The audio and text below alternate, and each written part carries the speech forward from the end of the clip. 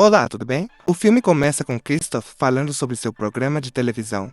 Depois, Meryl se apresenta, dando sua opinião como uma integrante de um reality show. Marlon também fala sobre o programa de TV criado por Christoph.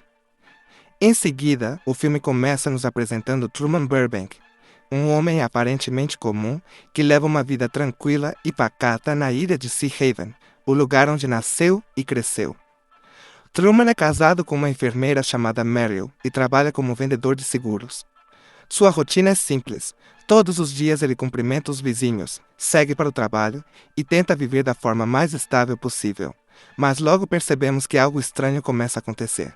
Em uma manhã comum, enquanto Truman se dirige ao trabalho, um objeto misterioso despenca do céu e cai bem perto do seu carro. O céu está limpo, sem nuvens, e o objeto parece ser nada menos que uma luz de estúdio. Intrigado, ele olha para cima, mas não encontra nenhuma explicação.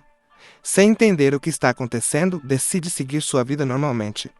Pouco depois, o rádio anuncia que um avião explodiu no ar e que partes da aeronave caíram pela ilha, o que faz Truman acreditar que aquela luz poderia ser um pedaço desse avião. Mas para nós, espectadores, já fica claro que existe algo de errado com essa história. No trabalho, Truman faz uma ligação secreta para as Ilhas Fiji. Ele está tentando conseguir informações sobre uma mulher chamada Lauren, alguém que marcou seu passado, mas sua busca não dá em nada. Logo em seguida, seu chefe, Lawrence, pede que ele vá fechar um negócio em uma ilha vizinha. O problema é que Truman tem medo do mar aberto, e esse detalhe o faz desistir da viagem e voltar para casa. Mais tarde, Truman encontra seu melhor amigo de infância, Marlon, e confessa a ele um desejo que carrega desde criança, o de abandonar tudo e explorar o mundo. Porém, por causa de vários contratempos da vida, ele nunca conseguiu sair da ilha. Naquela mesma noite, sozinho na praia, Truman relembra um dos momentos mais traumáticos da sua vida: a morte de seu pai. Anos atrás, em um passeio de barco, uma tempestade violenta atingiu a embarcação e o Sr. Burbank acabou caindo no mar e se afogando. Truman nunca superou essa culpa, já que foi ele quem insistiu em ficar mais tempo no mar naquele dia. Enquanto revive essas lembranças, algo ainda mais estranho acontece. Começa a chover apenas sobre Truman. Ele se levanta assustado e, de repente, a chuva se espalha por toda a praia. Chocado com a bizarrice da situação, Truman corre para casa. Ali, ele compartilha com Meryl seu desejo de se mudar, mas ela logo descarta a ideia, lembrando de suas responsabilidades financeiras e dos planos de ter um filho. No dia seguinte, Truman passa por outra situação inquietante. Ele encontra um morador de rua que se parece muito com seu pai. Antes que consiga falar com ele, várias pessoas aparecem do nada, bloqueiam o caminho e colocam o homem dentro de um ônibus, que parte rapidamente. Desconfiado, Truman comenta o incidente com sua mãe, mas ela tranquiliza dizendo que tudo não passa de imaginação. Mais tarde, curioso, ele desce até o porão e abre um antigo baú com objetos de sua infância. Entre os itens ele encontra um casaco vermelho. Esse casaco o faz recordar os tempos de faculdade, quando conheceu uma jovem chamada Lauren, que acabou despertando nele um sentimento profundo. Mas o destino deles não foi simples. Em uma noite, Truman encontrou Lauren novamente, dessa vez na biblioteca. Ela parecia assustada e, antes mesmo de poder se aproximar, disse que não estava autorizada a conversar com ele. Mesmo assim, Truman, já apaixonado, a convida para sair. Para sua surpresa, Lauren diz que só poderia sair com ele naquele exato momento. Os dois fogem juntos e acabam se beijando na praia. Mas de repente um carro aparece e Lauren entra em pânico. Ela revela a Truman que seu verdadeiro nome é Sylvia e tenta contar toda a verdade, que tudo ao redor dele não passa de uma farsa. Mas logo um homem aparece, se apresenta como o pai dela e a leva à força, chamando-a de esquizofrênica. Antes de desaparecer, Lauren insiste para Truman que tudo ao seu redor é falso e que ele está preso em um reality show. Ela é levada embora e Truman, confuso, só consegue ficar com o casaco vermelho que Sylvia deixou para trás. Desde então, ele nunca mais deixou de pensar nela. Obcecado, ele chega a recortar pedaços de revistas para montar uma colagem com o rosto dela. No dia seguinte, outro detalhe inquietante acontece. No caminho para o trabalho, o rádio do carro começa a narrar cada movimento de Truman, como se estivesse descrevendo sua vida em tempo real. Assustado, ele percebe que está sendo observado. O rádio logo pede desculpas, alegando interferência na frequência da polícia. Mas Truman já não acredita em coincidências. Desesperado por respostas, ele entra em um prédio aleatório e se depara com uma cena bizarra. Ao abrir um elevador, vê que atrás da porta existe, na verdade, um estúdio de TV cheio de pessoas usando fones de ouvido. Antes que consiga entender o que está acontecendo, seguranças aparecem e o expulsam por invasão de propriedade. Truman procura Marlon e conta o que viu. Mais uma vez, o amigo tenta convencê-lo de que tudo não passa de imaginação. Sem ter em quem confiar, Truman decide seguir em frente, mas sua desconfiança só aumenta. Em casa, ele encontra Meryl e sua mãe olhando fotos antigas enquanto assistem a um programa de TV. Tudo parece armado para distraí-lo. Então, Truman percebe um detalhe chocante. Em sua foto de casamento, Meryl aparece com os dedos cruzados. Isso faz acreditar que ela nunca o amou de verdade. No dia seguinte, Truman confronta Meryl no café da manhã. Ela fica nervosa e diz não ter tempo para conversar, pois está atrasada para uma cirurgia de emergência no hospital.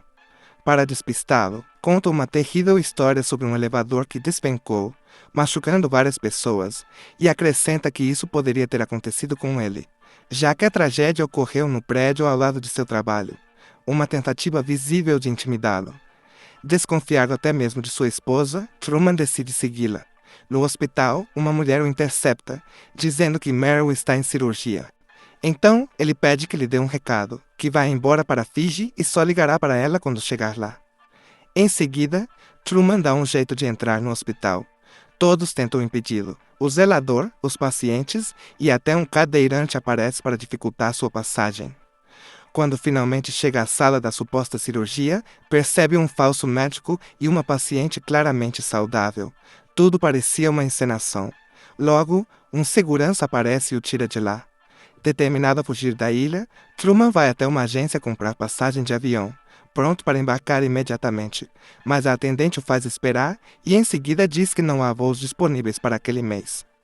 Como alternativa, compra uma passagem de ônibus para Chicago, mas o ônibus quebra antes mesmo de sair da rodoviária. Mais tarde, quando Truman está dentro do carro, Meryl aparece. Truman pede que ela sente ao seu lado e, de repente, começa a prever exatamente tudo o que vai acontecer ao redor. Uma mulher passando de bicicleta vermelha, um homem carregando flores e um carro paralama amassado. Tudo acontece exatamente como ele descreveu, provando sua suspeita de que está preso em uma vida roteirizada. Para testar ainda mais, Truman tranca a porta do carro e sai dirigindo sem rumo, tentando escapar. Vários carros bloqueiam a estrada, simulando um engarrafamento. Desconfiado de uma grande conspiração para mantê-lo preso, ele dá a volta na avenida e rapidamente retorna para a mesma rua, que agora está limpa, sem nenhum carro. É um milagre, ou estou louco, diz ele. Mas quando chega à ponte que liga Sea Haven ao continente, seu trauma do mar aberto toma conta dele e o impede de seguir adiante. Determinado a sair da ilha de qualquer jeito, Truman toma uma atitude radical. Fecha os olhos, pisa fundo no acelerador e força Meryl a dirigir. Contra todas as suas expectativas, eles conseguem atravessar a ponte com sucesso, mas o sossego dura pouco. Logo adiante surge um incêndio no meio da estrada. Meryl implora para que ele volte, mas Truman atravessa o fogo, mas a liberdade dura pouco. Logo à frente, a polícia os intercepta e inventa uma desculpa absurda, um suposto vazamento nuclear em uma usina. Quando um dos policiais, sem perceber, chama Truman pelo nome, mesmo sem conhecê-lo, tudo fica claro. Truman está sendo manipulado. Ele tenta fugir desesperadamente, mas é capturado e levado de volta para casa. Meryl tenta convencê-lo de que tudo está bem, mas Truman não acredita mais em nenhuma palavra. Cada vez mais paranoico, ele desconfia de todos. Para piorar, bem nessa hora, Meryl parece fazer a propaganda de um achocolatado. Truman, confuso, pergunta com quem ela está falando. Assustada, ela pega um abridor de garrafas para se defender. E as coisas saem do controle. É então que Marlon aparece em sua porta e o convida para beber uma cerveja, tentando acalmá-lo. Marlon insiste que ninguém está conspirando contra Truman. E se houvesse uma conspiração, ele, como melhor amigo de infância, teria que estar envolvido também. Eu nunca mentiria para você, garante. Mas o que Truman não sabe é que Marlon está sendo guiado por um homem chamado Christoph, que fala com ele através de um ponto eletrônico. E aí, a farsa chega ao ápice. Marlon leva até Truman um homem misterioso, que é ninguém menos que seu próprio pai. O Sr. Burbank, dado como morto no passado, reaparece diante dos olhos de Truman. Pai e filho se abraçam emocionados, enquanto Christoph e toda a equipe de filmagem capturam aquele momento para milhões de telespectadores. É nesse ponto que a grande verdade é finalmente revelada para nós. Truman é a estrela de um reality show transmitido 24 horas por dia, o mais famoso da história da TV. O que ele acredita ser sua cidade natal, a ilha de Sea Haven, na verdade é um gigantesco estúdio cercado por uma cúpula colossal, equipada com tecnologia capaz de simular o céu, o clima e até a temperatura. Em uma entrevista, Christoph revela que várias pessoas já tentaram invadir o programa para avisar Truman da verdade. Também confessa que precisou tirar o personagem do pai de Truman do elenco, simulando sua morte no mar, apenas para gerar o trauma da água e impedir que o protagonista tentasse deixar a ilha. O mais chocante é que Truman foi o primeiro bebê da história a ser adotado por uma corporação, transformado em estrela de TV sem sequer ter escolha. O programa gera bilhões em publicidade, já que cada produto usado por Truman é cuidadosamente colocado em cena. Mas enquanto Christoph se vangloria de sua criação, Sylvia, a mulher que tentou abrir os olhos de Truman, liga furiosa, acusando-o de manter o protagonista preso contra a própria vontade. Christoph responde friamente: o mundo real é uma prisão. Aqui ele tem uma vida perfeita, livre de violência e sofrimento. E termina dizendo que Truman é livre para sair, caso descubra a verdade. No dia seguinte, Truman parece mais calmo, como se tivesse aceitado sua vida. Mas sua esposa Meryl não aguenta mais sua desconfiança e o abandona. Christoph tenta substituir esse vazio apresentando uma nova colega de trabalho, Vivian, planejada para ser um novo interesse amoroso de Truman. Mas Truman já tem outros planos. Numa noite silenciosa, ele arma uma cama improvisada no porão e finge dormir. Horas se passam sem que haja qualquer movimento, e Christoph fica inquieto. Ele manda revisarem as gravações e percebe um movimento suspeito, indicando que Truman saiu da casa. Ele manda Marlon até a casa com uma caixa de cervejas, mas ao chegar no porão, Marlon descobre o inimaginável. A cama está vazia. Truman escapou. O público fica em choque. Pela primeira vez na história, Christoph é obrigado a cortar a transmissão ao vivo. O mundo inteiro fica sem saber o que aconteceu com Truman. Desesperado, Christoph ordena que todos os figurantes e atores da cidade saiam em busca dele. Como não conseguem encontrá-lo, Christoph decide intervir diretamente. Faz o sol nascer horas antes do normal, iluminando cada canto da ilha artificial. Finalmente eles o encontram. Truman está no mar, velejando sozinho, com uma foto de Sylvia em mãos. As câmeras retomam a transmissão e o mundo inteiro assiste hipnotizado. Sylvia vibra em casa, torcendo para que ele consiga. Christoph, no entanto, não está disposto a deixar Truman escapar tão facilmente. Ele ordena que simulem uma tempestade brutal. Ondas gigantes e trovões artificiais caem sobre Truman, que luta para manter o barco firme.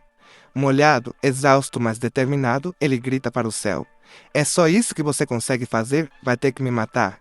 Aquela frase deixa claro: Truman prefere morrer livre a viver preso. Christoph hesita e, por fim, manda a tempestade cessar. O barco segue adiante até que Truman ouve um estrondo. Seu barco bateu contra uma parede, o limite da cúpula. Ele finalmente encontrou o fim do mundo. Truman chora de emoção, toca a parede pintada de azul e caminha até uma escadaria escondida. No topo, uma porta leva à saída. É então que Christoph fala diretamente com ele pela primeira vez, através do alto-falante.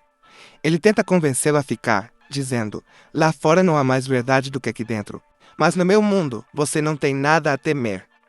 Truman pensa por alguns instantes, sorri, olha para as câmeras e, com seu famoso gesto de despedida, diz: "Caso eu não os veja de novo, bom dia, boa tarde, boa noite." Ele se curva, abre a porta e parte, deixando a plateia mundial em lágrimas. Sylvia corre de seu apartamento radiante para finalmente reencontrá-lo no mundo real. E assim termina o maior reality show da história. O filme O Show de Truman. Até o próximo recado. Valeu e até mais. Te, te, te, te, te, te. Meu amor, meu amor, meu amor. Olá, olá, olá, olá.